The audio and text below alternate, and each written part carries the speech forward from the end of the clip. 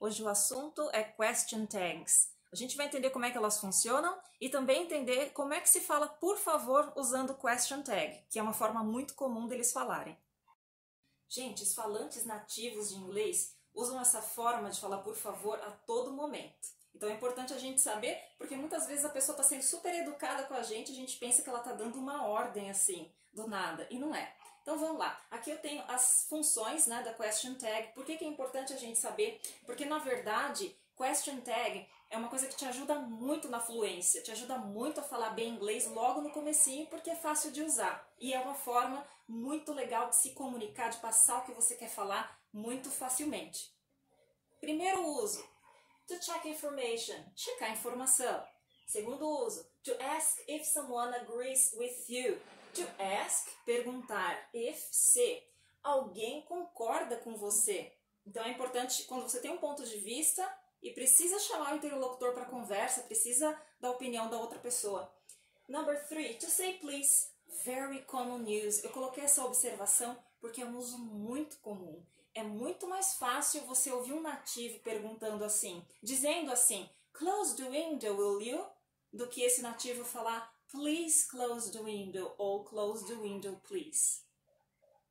Antes da gente partir para a estrutura de cada tempo verbal, de como é que faz cada uma no presente, no passado, no futuro, com auxiliares diversos, vamos entender como é que é a estrutura, como é que é o esqueletão delas, como elas vão funcionar, qual é a lógica delas. Se eu tenho positive statement, a minha question tag, ela vem com uma forma negativa. Se eu tenho a negative statement, uma frase, uma afirmação. Se eu tenho uma afirmação positiva, que afirmação negativa é horrível, mas se eu tenho uma frase na negativa, um ponto de vista na negativa, aqui eu vou encontrar positive question tag. Exemplo rápido. You like chocolate, don't you? Você gosta de chocolate, don't you? Não é? E aqui, you don't like chocolate, do you? Então, olha lá, aí a gente já começa a perceber qual é o uso, qual é a identidade de cada uma delas. Eu falei aqui as três maneiras, né, as três funções das question tags. To check information, checar informação, e a outra, a número 2, to ask if someone agrees with you. Então, aqui é para ver se a pessoa vai concordar comigo. You like chocolate. Essa é a afirmativa aqui, né?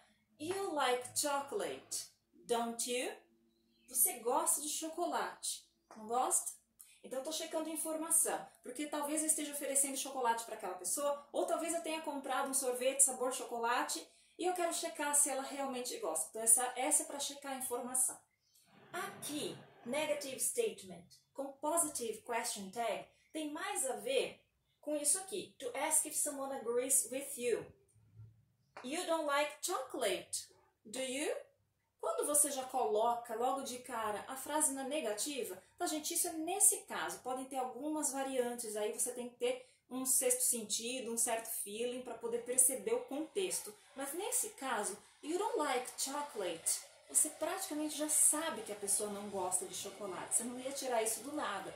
You don't like chocolate, do you? Então você tá perguntando isso para a pessoa, mas na verdade só para ela te dar uma confirmação. Quando eu falo isso, então, to ask if someone agrees with you, eu na verdade estou pedindo uma confirmação extra daquilo que eu já sei, só para ver se a pessoa concorda comigo. Esse último caso aqui, eu vou deixar para colocar uns 2 exemplos na lousa.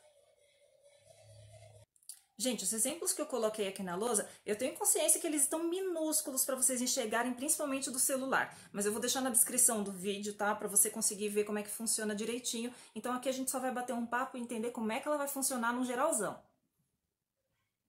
Deixei alguns exemplos, então, misturados, com todo tipo de tempo verbal, com positivo no começo, negativo no final, etc. Então tá lá, primeiro. You couldn't lend me some money, could you? You couldn't lend me. Você não poderia emprestar-me algum dinheiro, right? Could you, né? É só para confirmar, então, aquilo que eu já pressinto, aquilo que eu já sei. Como é isso? Tem alguma regra para isso? Não, na verdade, gente, é só o contexto mesmo que me ajuda a entender isso, tá? Então, no momento que eu falo, you couldn't lend me some money, could you? Eu já percebo que a pessoa não está em condições de me emprestar dinheiro, então eu só faço a pergunta por fazer mesmo. A próxima, you usually get up late, don't you? Aqui é mais para confirmar mesmo. You usually get up late. Você normalmente acorda tarde, não é? Don't you? You've finished school, haven't you? Aqui eu tenho um exemplo com o present perfect. Já tem um vídeo sobre present perfect aqui. You've finished, você terminou a escola, não é? You worked yesterday, didn't you? Então aqui, só para relembrar, afirmativa. E aqui a pergunta na negativa. Didn't you? John, your mother is a doctor, isn't she? John, sua mãe é médica, não é? Aqui eu tenho tudo misturado, tá, gente? Aqui eu tenho could, que faz parte ali dos modal verbs.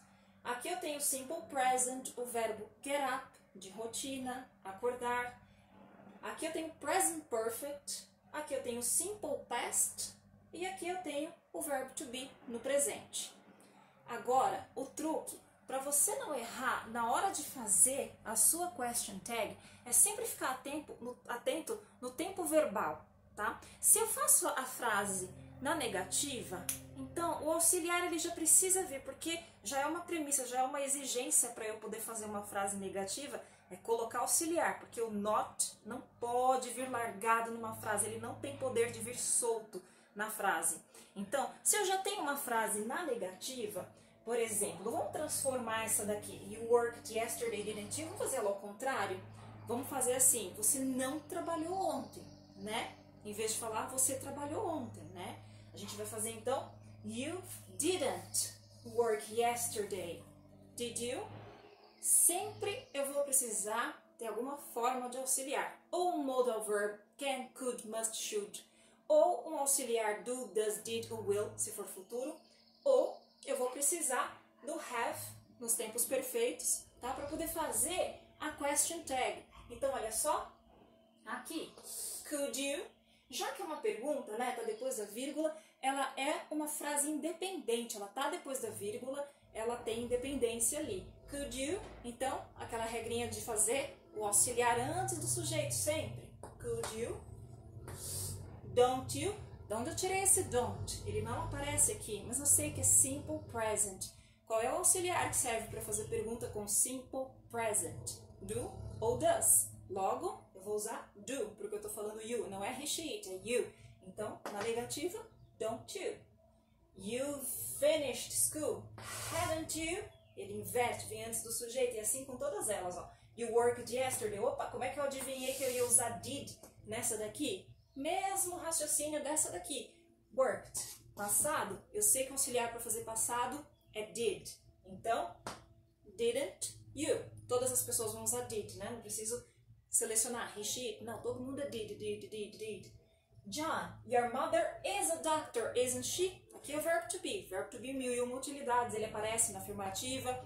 Logo, então, eu vou precisar dele para fazer a negativa e fazer a pergunta do final aqui. Gente, agora atenção. Nobody went to the party, did they? Nothing is ready, is it? Quando eu uso, então, nobody e nothing como forma de sujeito, eu vou ter que utilizar isso daqui. É a forma neutra, tá? Então, o they, ele vai funcionar como um pronome neutro nesse caso. Nobody é ninguém. Ninguém foi à festa, não é? Did they? Eu estou confirmando aqui uma frase no passado, usei did como auxiliar. E aqui, ué, cadê a forma da negativa? Gente, a negativa, ela já está presa aqui na palavra nobody. Eu já subentendo que nobody é ninguém, então eu já subentendo que tudo antes da vírgula, para mim, é uma negativa. O sentido da frase é negativo, tá? Da mesma forma, nothing is ready, isn't? Eu já subentendo que nothing é nada. Já subentendo que a frase inteira já vai me dar um sentido de negativa completa. Então, por isso que eu uso uma pergunta, uma tag question, sem a presença do not. Eu não preciso fazer isn't it e nem didn't they. Eu já ponho sem not. Porque a ideia é negativa aqui, a ideia é negativa aqui também, tá? Para finalizar esses exemplos, então, eu tenho duas exceções e uma forma de falar por favor. As exceções são let's go, shall we? Eu acho que todo mundo já deve ter se perguntado o que é esse S do let's go. Let us go. O verbo let é o verbo permitir. Então seria super formal, né? Mas é utilizado, claro, de forma super informal, a gente sabe disso. Mas na tradução ficaria permita-nos. Olha que chique. Então let's go seria permita-nos ir. Let's go, vamos, né? Vamos. Shall we? Vamos, gente, né? Qual seria a melhor tradução para esse question tag, para essa frase? Let's go, shall we? E aí, gente, vamos! De uma forma educada. A última, I'm late, aren't I? A última exceção, I am late, aren't I? Primeira pessoa. Como é que eu vou fazer para inverter esse verbo to be? Olha o verbo to be aqui, I am. Ele tá aqui, eu estou. Atrasada ou atrasado. I'm late. Tô atrasada, não tô?